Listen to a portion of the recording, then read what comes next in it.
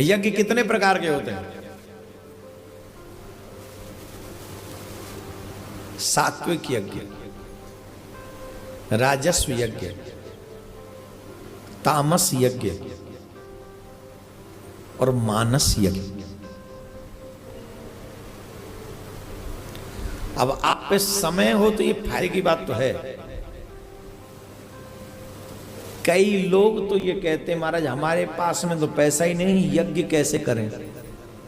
उनके बहुत बड़े फायदे की बात बता रहे हैं, आज हम बताएं कि नहीं? जो ये कहते हैं महाराज हम पे तो पैसा ही नहीं, हम कथा नहीं करवा सकते, महाराज हम पे तो पैसा नहीं, हम ये नहीं करवा सकते, हम ये नहीं। आप सब कर सकते हो, शास्त्र सम्मत। आप जो चाहो सो करो, अगर ईमानदार हो तो, अच्छे हो तो। क्या करें सुनाएं? सात्विक यज्ञ किसको कहते हैं?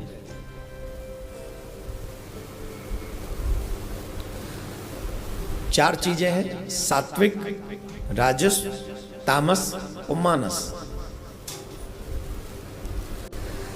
सात्विक यज्ञ जिस यज्ञ में देश, काल, द्रव्य, मंत्र, ब्राह्मण तथा श्रद्धा सभी सात्विक हों, उसे सात्विक यज्ञ कहा जाता है। हे राजन, द्रव्य शुद्धि, क्रिया शुद्धि और मंत्र शुद्धि के साथ यदि यज्ञ संपन्न होता है तभी पूर्ण फल की प्राप्ति होती है, अन्यथा नहीं होती। यहां क्या क्या शुद्ध होना चाहिए? सबसे पहले द्रव्य शुद्ध, क्योंकि बिना द्रव्य के तो यज्ञ होगा ही नहीं। घी चाहिए कि नहीं चाहिए? समिधा चाहिए कि नहीं चाहिए? और यज्ञशाला चाहिए कि नहीं चाहिए? ब्राह्मणों के वस्त्र चाहिए कि नहीं चाहिए? आने वालों को प्रसाद चाहिए कि नहीं चाहिए? तो ये सबके लिए सबसे बड़ी बात है, सात्विक यज्ञ में द्रव्य भी सात्विक हो। सात्विक द्रव्य का मतलब क्या हुआ? बोले चोरी, झपटी, कपटी, छीना, झपटी जो छीना, छुड़ा लिया किसी से, या रिश्वतखोरी, या ब्लैक, वो जो हम तुम्हारा कुछ कर देंगे, तुम हमको ये दे दो। नहीं, वो जो होते ना कि तो हम इस पद पे बैठे, हम तुमको ये काम तुम्हारा कर देंगे, तुम हमको पैसा दे दो।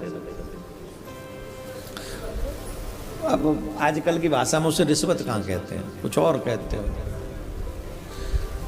चूल्हे में दे दो, हमें कहा पर ही है रे, हम कहा मतलब पर रो है, कछू के हुआते, तुम्हारा जो भाषा समझ में आती है उसको समझाओ, हमें ना लेन देनो। सात्विक द्रव्य धन,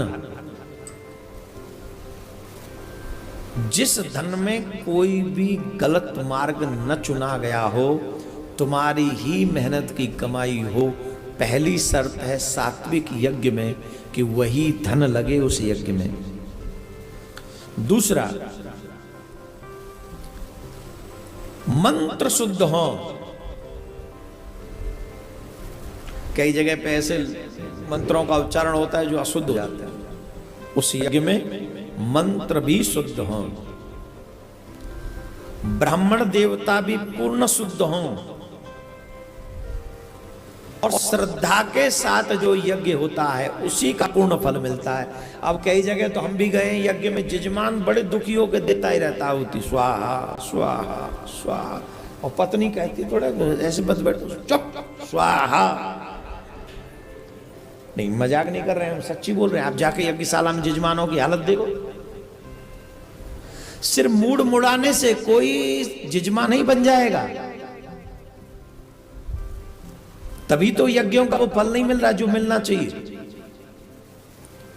कोई भी देवी, ये भी यज्ञ चल रहा है, देवी भागवत का कथा होना भी यज्ञ है, ये ज्ञान है यज्ञ। जब तक आपकी श्रद्धा निष्ठा मजबूत नहीं होगी, किसी भी यज्ञ का फल आपको पूर्णतः नहीं मिलेगा, मिल ही नहीं सकता। तो ये सब सात्विक होंगे तो आपको उसका पूर्ण फल मिलेगा। अन्याय से द्वारा उपार्जित किए धन से यदि पुण्य कार्य किया जाता है तो इस लोक में यश नहीं मिलता और परलोक में उसका कोई फल नहीं मिलता। सुन लो, जो लोग सोचते हैं कि 100 करोड़ रुपए की रिश्वत ले लें, आजकल तो हमारे यहाँ बड़ा विचित्र, छोड़ो, घर में जानते हो, चूल्हे में जानते हो क्या है। अब किस किस अब सत्य बोल दो सबके दुश्मन हो जाओगे। होगे कि नहीं होगे? होगे कि नहीं होगे? अब कहीं से किसी से मांग लाए, चोरी कर लाए किसी की 10-20 करोड़ रुपया, चोरी कर लाए मतलब छुना लिया, जबरदस्ती किसी का हत्या लिया, कुछ भी कर लिया। अब उसमें से 2 लाख रुपए 5-10 लाख रुपए में सोचो बोले यज्ञ करवा लें और भागवत करवा लें, सब पाप कट जाएंगे। कटेंगे? स्पष्ट लिखा है यहां पर, अन्याय पूर्वक किए हुए धन से अगर कोई सत्कर्म करेगा तो न तो यहां उसे यश मिलेगा और न परलोक में कोई फल मिलेगा। स्पष्ट हो गया यहां पर।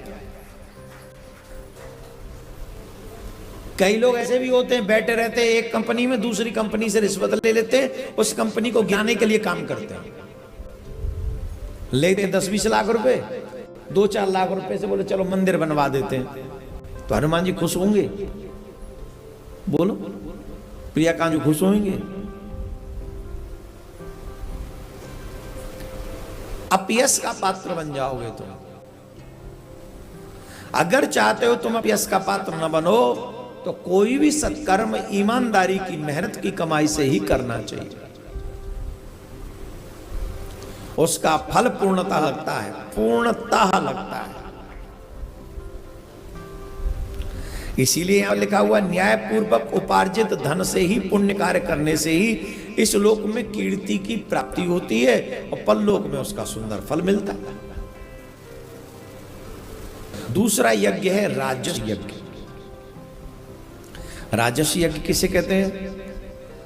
जिस यज्ञ में अधिक धन व्यय किया जाता है, जिसमें पशु बलि देने के लिए यूप गाड़े जाते हैं तथा जो अभिमान के साथ किया जाते हैं और क्षत्रियों तथा वैश्यों द्वारा संपादित किए जाते हैं, उन्हें राजस यज्ञ कहा गया।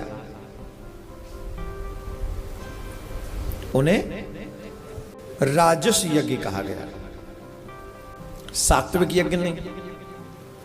और व्यासपीठ हमेशा सात्विक यज्ञ, सात्विक कार्य, सात्विक विचारधारा को ही प्रमोट करती है। जहां किसी जीव की हत्या होती हो, ऐसा कोई यज्ञ व्यासपीठ से उसे नहीं कहा जाता है। तीसरा है तामस यज्ञ। तामस यज्ञ हमेशा दुष्ट प्रवृत्ति के लोगों के साथ उनके द्वारा किया जाता है, दानवों द्वारा किया जाता है। वो दानव कौन है? क्रोध की भावना के साथ किए जाने वाले, अहंकार पूरित और बड़े साज सज्जा के क्रूरता पूर्वक, ईर्षा पूर्वक। अब सुन लो तामस यज्ञ क्या है, क्या गजब की बात है। पहला, उस यज्ञ में क्रोध की अधिक मात्रा रहे। अब दानवों ने एक दूसरे पे जब ये कैसे यज्ञ करते हैं, तप करते हैं, इस इंद्र को छोड़ना नहीं, ऐसे वरदान लेके आऊंगा, देवताओं को छोड़ना नहीं। क्रोध है कि नहीं है अंदर? ईर्षा है कि नहीं? हमसे ज्यादा सुखी क्यों है ये देवता लोग? स्वर्ग में क्यों रहते? दक्ष प्रजापति जब यज्ञ करते तो ईर्षा युक्त है कि नहीं? शिव जी से ईर्षा है उसे।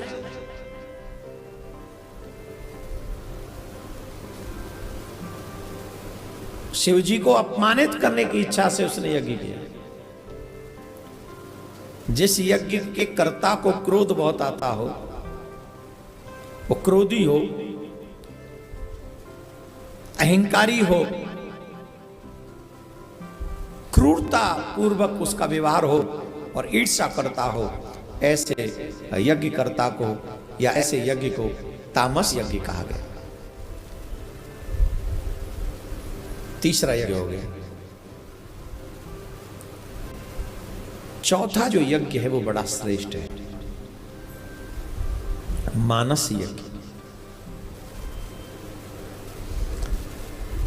विरक्त मुनि व महात्मा मोक्ष की कामना से सर्व साधन संपन्न मानस यज्ञ का आयोजन करते हैं।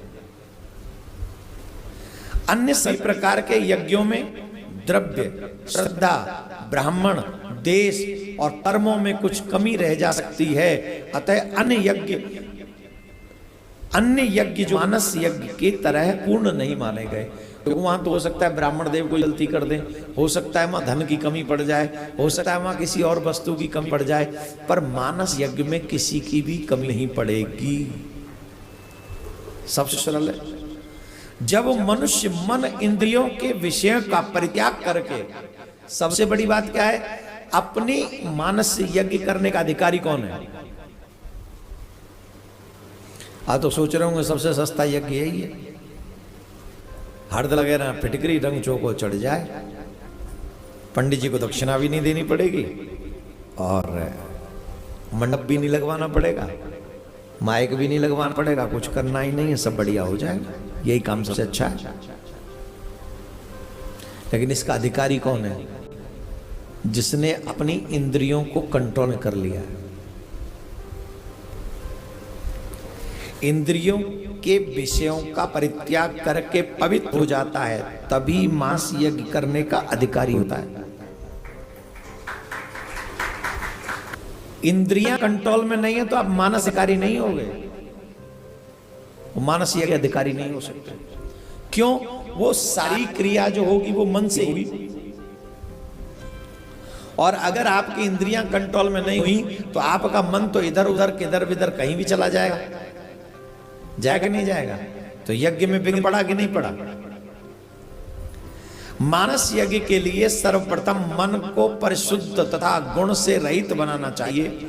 मन के शुद्ध हो जाने पर शरीर शुद्ध स्वतः ही हो जाता है, तभी वह मानस यज्ञ करने का अधिकारी होता है।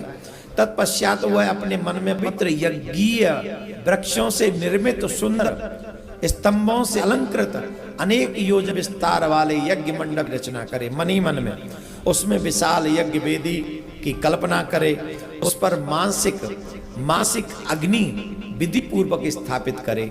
उसी प्रकार मन में ब्राह्मणों का वर्ण करके ब्रह्मा आर्घ्य होता, प्रस्तोता, उद्गता, प्रतिहता नियुक्त कर उनका पूजन करे। फिर पांचों अग्नियों को यज्ञ वेदी में स्थापित करे। उनमें प्राण को गार्हपत्य अपनापन, आवाहीन अग्नि, व्यान को दक्षिणाग्नि, समान को आवसद्य अग्नि तथा उदान को सभ्य अग्नि कहा गया है। मानसिक रूप से दोष रहित तथा पवित्र हवन सामग्रियों को भी कल्पना करनी चाहिए। इस यज्ञ में होता यजमान दोनों के रूप में मन ही होता है और कोई तीसरा नहीं। होता भी मन है और यजमान भी मन है। निर्गुण तथा अनासी ब्रह्म इस यज्ञ का आदि देवता है। देवता कौन है इस यज्ञ का? देवता किसको मानेंगे? अविनाशी ब्रह्म को। इस तरीके से हम और आप मानसिक यज्ञ कर सकते हैं, लेकिन मानसिक यज्ञ का सबसे पहला जो कार्य है वो कार्य है अपनी इंद्रियों पर विजय प्राप्त करना। और सच बताएं तो सात्विक यज्ञ कर सकते हैं, राजसिक यज्ञ कर सकते हैं, तामसिक यज्ञ भी तो कर ही रहे हैं, पर सबसे मुश्किल काम है मानसिक यज्ञ का करना। अब आप कहेंगे मानसिक यज्ञ का इतना मुश्किल क्यों बता रहे हैं? हम इसलिए बता रहे हैं भैया कि सब काम आसानी से हो जाते हैं, पर ये मन कंट्रोल में नहीं होता। हमारी इंद्रियों के सताए हुए हम और आप सभी बहुत इतने सताए हुए हैं, जाते हैं कहीं कुछ करने के लिए, पहुंच कहीं और जाते हैं।